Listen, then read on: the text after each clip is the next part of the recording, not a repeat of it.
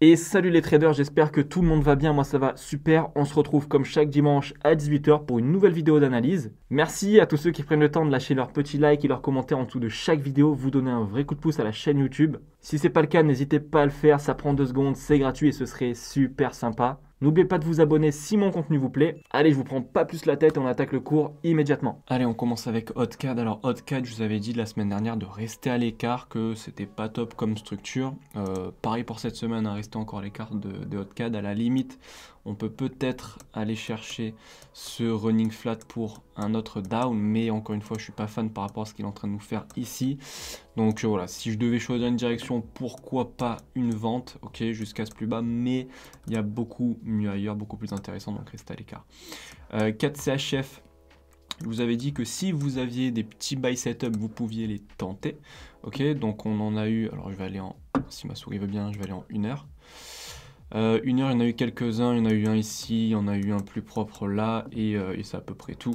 Ok, maintenant, le mouvement haussier commence à s'essouffler, d'accord? On perd un petit peu de momentum sur le mouvement haussier.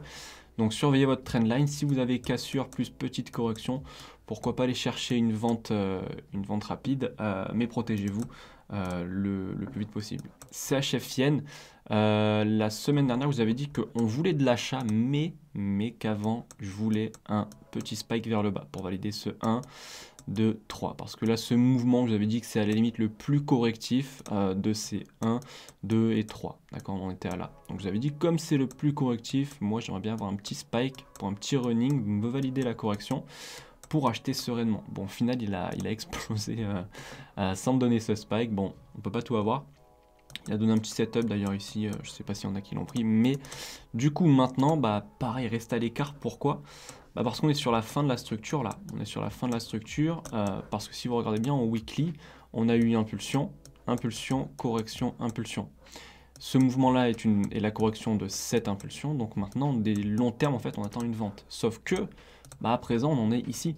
Quand on en était là, on pouvait trader tranquillement parce qu'on était dans une correction, donc il y avait des trades à prendre. Mais maintenant, là, on est sur la dernière impulsion de la correction, d'accord? Ça, c'est la dernière impulsion de cette correction, et dans cette deuxième impulsion, on est sur la dernière impulsion. Donc pour l'instant, bah, maintenant on attend. Si vous n'étiez pas dans l'achat, donc si vous y étiez, bah, vous devez prendre vos profils, ce serait intéressant.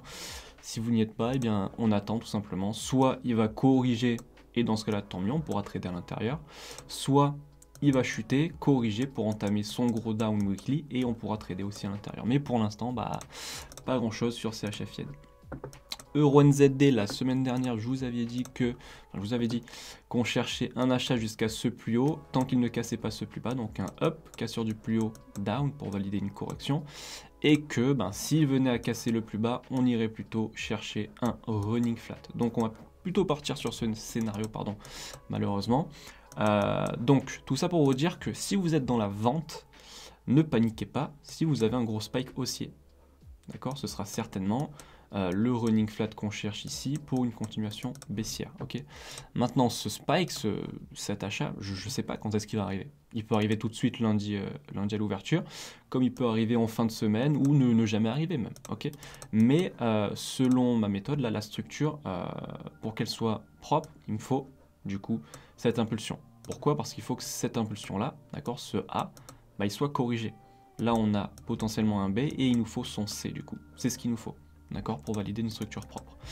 Maintenant, pour rappel, je vous avais dit que quoi qu'il en soit, on cherchait de la vente sur EURNZD. Je vous dis de vendre, il me semble, depuis là-haut. Okay, je vous avais dit de vendre. Je vous avais dit qu'ensuite on attendait une correction, on l'a eu. Qu'après cette correction, on attendait une vente. Donc si vous n'avez pas pris des setups de vente là-dedans, je ne sais plus quoi faire. Maintenant, l'objectif, il est toujours au plus bas. Donc quand bien même on cherche ce petit spike pour un achat, si évidemment vous avez une correction, pourquoi pas tenter le down ici. Pourquoi? Parce qu'il peut tout simplement valider une correction down et ensuite nous valider le running. Okay, donc si vous avez un setup de vente, quand même, n'hésitez pas à le tenter. Euro-USD, celui-ci, il est assez intéressant. Alors la semaine dernière, vous avez dit de faire attention à une vente. On en était ici, vous avez dit que ça, c'est un bon petit setup de vente. Il a chuté, cassé le plus bas.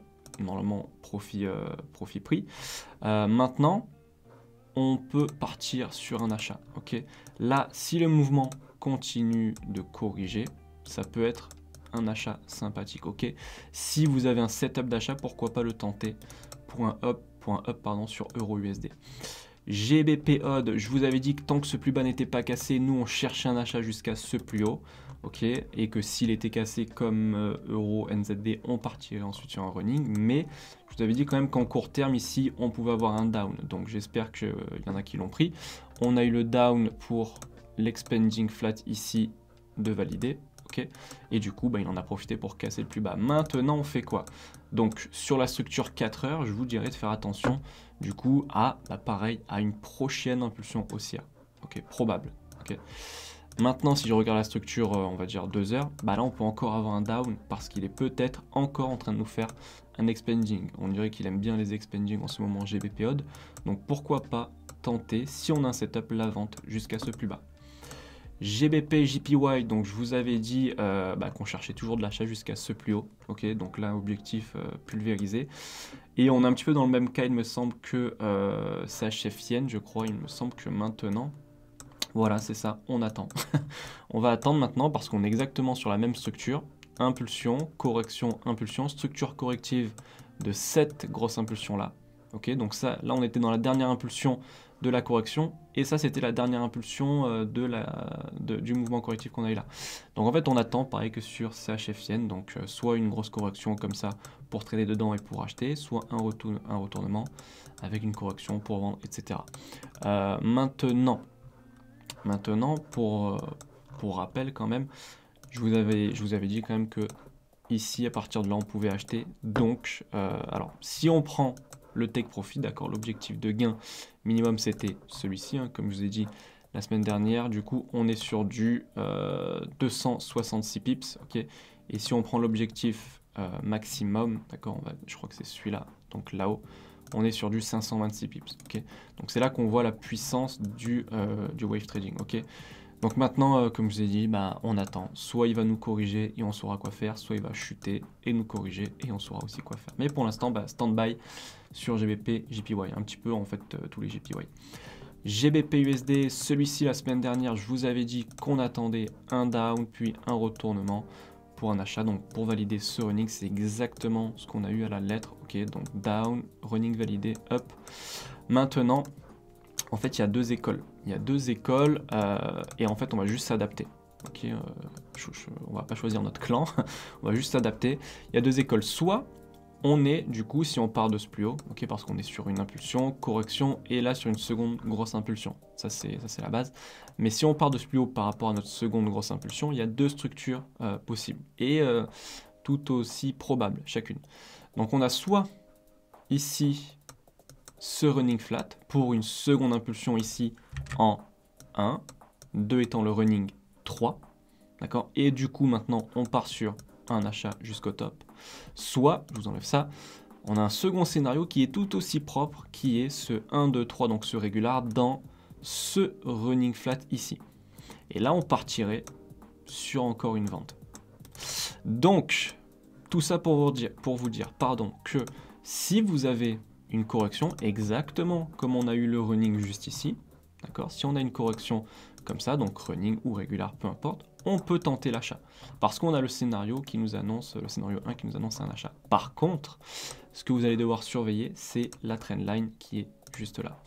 Ok, si évidemment la trendline est cassée plus correction en dessous, bon, là évidemment vous n'allez pas chercher à acheter, d'accord. Donc on va juste s'adapter étant donné qu'on a deux scénarios à probabilité équivalente, donc voilà, soit il corrige et on tente l'achat, ok, soit il casse la trendline et il corrige et on prendra la vente. Ok, je sais qu'on a le cul entre deux chaises, ça arrive malheureusement qu'on ait deux scénarios vraiment autant probables chacun, mais là en fait on n'a pas trop le choix que de s'adapter. Mais tant mieux, j'ai envie de vous dire, parce que on verra la direction venir. Ok, ça m'étonnerait qu'il explose comme ça sans donner de setup. Ok, ça peut arriver, mais ça m'étonnerait, et ça m'étonnerait aussi qu'il chute comme ça jusqu'en enfer sans donner de setup. Donc on va juste prendre le setup qu'il nous donne. S'il nous corrige sympathiquement pour un achat, pourquoi pas. Moi je partirais peut-être sur ça. Okay.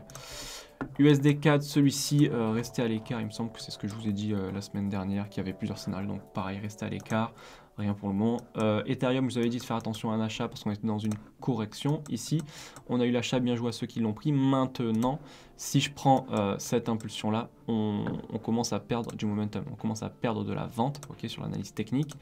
Donc, surveillez pareil que GBP USD, votre trendline. Si vous avez correction, pourquoi pas tenter encore le up. Maintenant, si la trendline est cassée, plus correction, vous connaissez la musique. Attention. Mais faites attention quand même à l'achat. Bitcoin. Celui-ci, pareil, on avait vu un achat parce qu'il était en train de donner un petit mouvement correctif ici. Si vous avez une correction, pourquoi pas le tenter? Là, on a encore du momentum sur l'achat, d'accord? Donc on a toujours de la puissance, de l'engouement pour une tendance haussière. Donc si vous avez une correction, pareil, pourquoi pas tenter l'achat sur le Bitcoin. USD JPY, celui-ci, vous avez dit qu'on attendait une vente pour ce running flat, pour ce 1, 2, 3, enfin plutôt ce 1, 2, on en était à là. Bon, finalement, il a continué de monter. Ok, c'est ce que je vous dis à chaque fois pour les running. Il peut donner la seconde impulsion baissière tout de suite, comme traîner encore une fois. Donc, je ne sais pas quand est-ce qu'il donnera cette impulsion baissière, mais je ne sais plus comme quelle paire.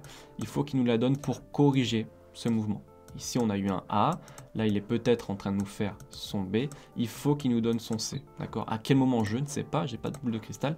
Mais il y a de grandes chances qu'il nous le donne. Donc, tracez votre trendline. Ok? Et si vous avez cassure plus correction, encore une fois, vous savez quoi faire. On partira sur le down. Euro CHF. Celui-ci, je vous avais dit, parce qu'on en était à là, qu'on avait un petit sell setup. Pourquoi pas? Bon, on l'a eu. Maintenant... Pourquoi pas encore un sell setup pour valider ce running flat, enfin du coup là ce régular dans ce running flat là, donc cette correction pour un down, si vous avez un setup, pourquoi pas.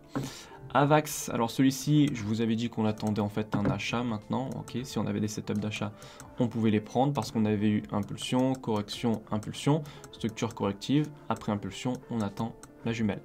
Donc je vous avais dit d'attendre, si on a cassure de trend plus, setup, on pouvait acheter. On n'a pas eu cassure de trend ni setup, au contraire, on a une petite correction down et là on est aussi dans une correction. Donc sur Avax, faites attention à un down encore une fois. D'accord? Maintenant le scénario s'invalide quand si vous avez en fait votre cassure de trend et votre setup. Mais pour l'instant, faites attention à de la vente sur Avax. Sol, celui-ci nickel, je vous avais dit que le premier objectif c'était ce plus bas, donc un down, et que potentiellement ensuite on irait chercher un achat. Donc maintenant, si vous avez un buy setup, et c'est ce qu'il est en train de donner apparemment, vous pouvez tenter l'achat jusqu'ici sur le sol. Le gold, je vous avais dit un petit peu de rester à l'écart parce que la structure était pas top du tout. C'est toujours pareil. On a toujours ce possible expanding dégueulasse, je vous l'accorde, en suspens. Donc à la limite, si vous avez un bon sell setup, une belle correction exactement comme vous avez eu là, ok, si vous avez la même chose ici, pourquoi pas tenter la vente jusqu'au plus bas. Mais si vous avez ça, ne rentrez pas à l'arrache. Et l'US Soil, bon bah lui, pareil là que la dernière fois en fait, si vous voulez acheter, il vous faut une correction.